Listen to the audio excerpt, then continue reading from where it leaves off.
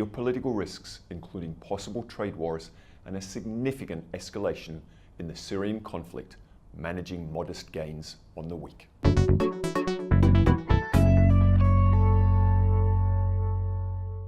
We've had a wall of worry to climb this week with two key geopolitical risks to focus on, both of which would have important implications for global growth.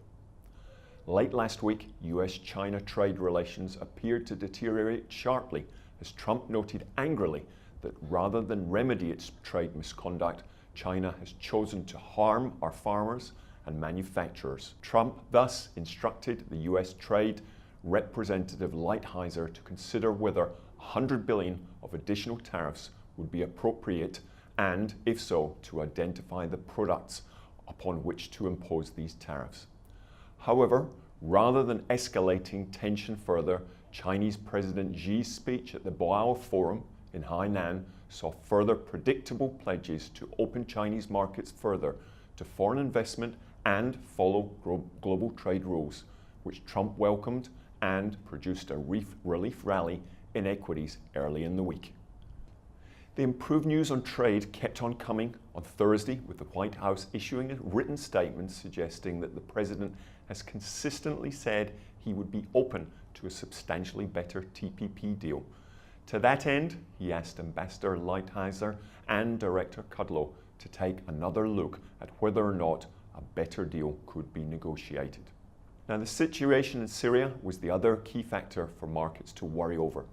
Midweek, in apparent retaliation for the Assad regime's alleged use of chemical weapons, Trump proactively tweeted that Russia should get ready because missiles will be fired at Syria and they will be nice, new, and smart. Now, later in the week, his Twitter tune appeared to change, tweeting that he had never said whether an attack on Syria would take place very soon or not at all. And the prospects of a negotiated settlement on trade issues and no military action in Syria lifted sentiment into the end of the week, and global equities are up over the last 5 sessions.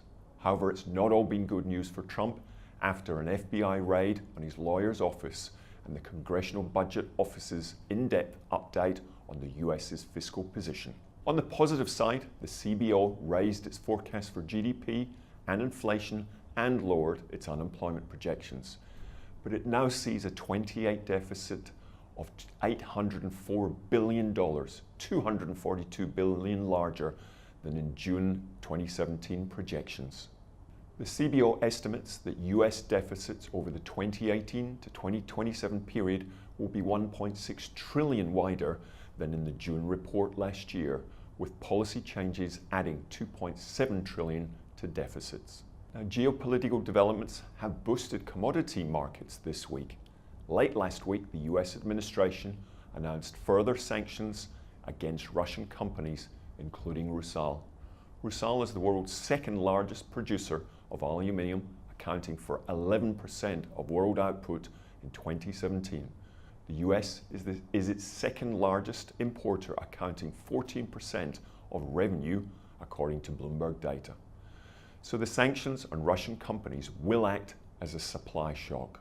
Now, news that the London Metal Exchange would introduce a temporary conditional suspension on placing Rusal metal under warrant in warehouses unless the owner could prove they are not in breach of sanctions added to the positive news for aluminium.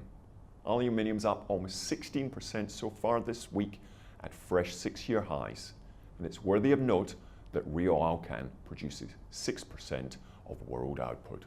Now, crude prices have also rallied too on the Syrian situation, with Brent above $72 for the first time since November 2014. Now, not surprisingly, this has helped commodity currencies, including the Aussie dollar, which has recovered some ground this week, rising from 3-month lows against the US dollar at around 76.50 at the beginning of the month to a high of 77.73, and I'd not be surprised to see some further gains towards 78 cents next week. Now, next week brings employment data in Australia for the month of March. Employment has slowed slightly in the last 3 months to a 2.1% pace of growth from 3.4 annualized in 2017. Even if Australia's record-breaking run of job creation finally ends in the March data, the Aussie dollar should be unfazed. These are all factors we can talk about in next week's Markets Update.